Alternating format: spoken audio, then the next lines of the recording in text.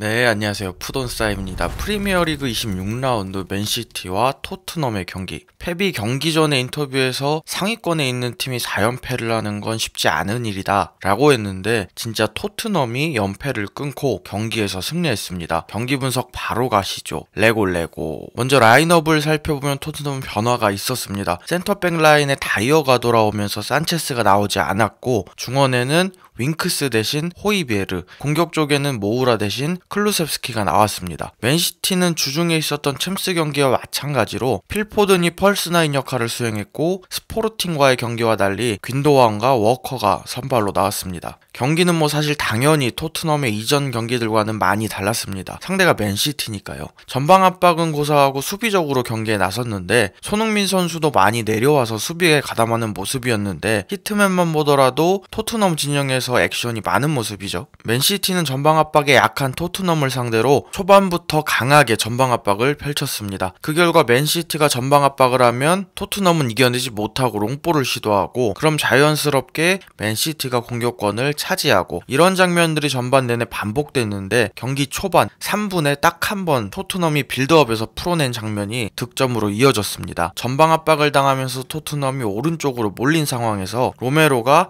반대편으로 전환을 해줍니다. 여기서 벤 데이비스가 케인에게 좋은 전진 패스를 넣어주고 케인은 이걸 잡지 않고 논스톱으로 손흥민 앞쪽 공간으로 패스, 오프사이드 트랩을 완벽하게 깬 손흥민 선수가 마지막에 슛이 아닌 클루셉스키한테 패스를 하고 클루셉스키가 마무리. 득점 과정을 좀 살펴보면 확실히 수비 쪽에서 이루어진 패스들이 좋았죠. 로메로가 벤 데이비스한테 전환을 하면서 빌드업 상황에서 살짝 여유가 생겼고 그 결과 벤 데이비스의 좋은 전진 패스가 이어졌고요. 이 과정에서 손흥민 선수가 움직이면서 센터백 라인을 보호하던 로드리를 끌고 갔고 그러면서 케인이 패스받을 공간이 발생한 거죠. 손흥민 선수의 이 움직임이 굉장히 주요했습니다. 상대 뒷공간으로 침투하는 손흥민 선수의 움직임은 두말할 필요가 없고요. 물론 손흥민 선수가 마무리를 했으면 더 좋았겠지만 에데르송이 각을 굉장히 잘 잡고 나왔기 때문에 클루셉스키한테 패스하는 선택은 좋았다고 봅니다. 결과적으로도 좋았고요. 보니까 클루셉스키 슛도 라포르테 다리 사이로 통과를 했더라고요. 아마 손흥민 선수의 이 패스가 아니었으면 클루셉스키는 오늘 경기에서 슛을 못했을 겁니다. 전반 32분 토트넘의 실점 장면. 토트넘은 골키퍼 세대 교체도 준비해야겠는데 하는 생각이 들었던 장면입니다. 맨시티는 하프 스페이스 지역에서 토트넘 센터백과 골키퍼 사이로 크로스를 많이 시도했는데 아무래도 전방에서 센터백과 경합하면서 키핑할 공격수가 없기 때문에 어쩔 수 없는 부분이지 않나 싶은데 스털링이 하프 스페이스에서 움직이는 덕배를 보고 크로스를 시도하는데 이 공을 요리스가 잡지 못하고 흘리고 이걸 귄도안이 마무리. 물론 편한 상태에서 스털링이 크로스를 올린 부분도 문제가 있었습니다. 그렇다고 하더라도 요리스가 나와서 처리를 해줬어야죠. 덕배가 침투하는 상황이라 요리스 입장에서 처리하기 쉬운 공은 아니었다고 감안하더라도 골키퍼가 품 안에 들어온 공을 놓치는 건 어찌되든 골키퍼 미스죠. 캐치 미스. 지난 경기에서도 그렇고 요리스가 연속으로 치명적인 실수를 하면서 불안합니다. 후반 경기 양상도 크게 다르지는 않았는데 후반 52분 기준으로 양팀이 페널티 박스 안으로 보낸 패스가 맨시티는 31, 토트넘은 1개. 후반 56분 기준 후반전 점유율은 맨시티 90%, 토트넘 10%.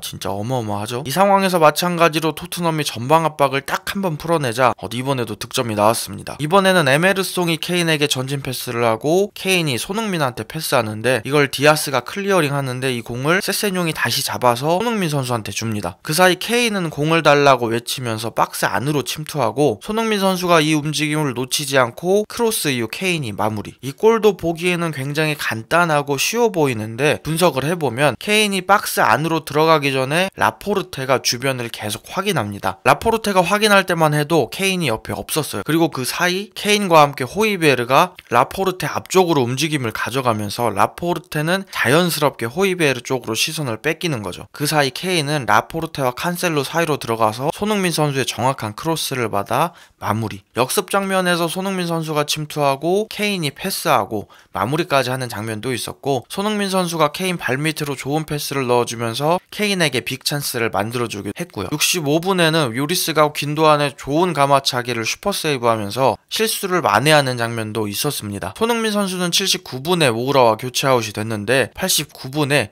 결국 토트넘이 PK를 내주고 맙니다. VAR 결과 이건 뭐 로메로 핸드볼이 빼박이죠. 마레즈가 PK를 처리하는데 기가 막히게 잘 찹니다. 상단에다가 냅다 꽂아버리더라고요. 결국 아쉽지만 이렇게 비기나 했는데 94분에 케인이 해냅니다. 오른쪽 측면에서 클루셉스키한테 공이 연결되고, 클루셉스키는 칸셀로를 앞에 두고 크로스, 그걸 파포스트 쪽에 있던 케인이 헤더로 마무리. 언뜻 보면 워커가 케인의 높이를 감당하지 못하면서 나온 평범한 득점 같지만 분석을 해보면 원래 케인을 잡고 있던 선수는 라포르테였고 워커는 모우라를 잡고 있었습니다. 크로스가 올라오는 과정에서 디아스는 마크가 없는 호이베르 쪽으로 시선이 끌리고, 여기서 모우라가 니어포스트 쪽으로 움직이면서 라포르테를 끌고 갑니다. 결국 모우라와 케인이 교차하면서 자연스럽게 둘의 마크맨이 바뀐 거죠. 그래서 케인이 상대적으로 높이에서 우위를 점할 수 있는 워커랑 공중볼 경합을 할 수 있었고요. 경기는 그렇게 2대3으로 토트넘의 승리. 손흥민 선수가 경기 이후 인터뷰를 했는데 3연패를 했지만 우리는 믿고 이 경기를 위해 최선을 다했다. 케인이 시즌 초반에 골을 넣지 못해 슬펐지만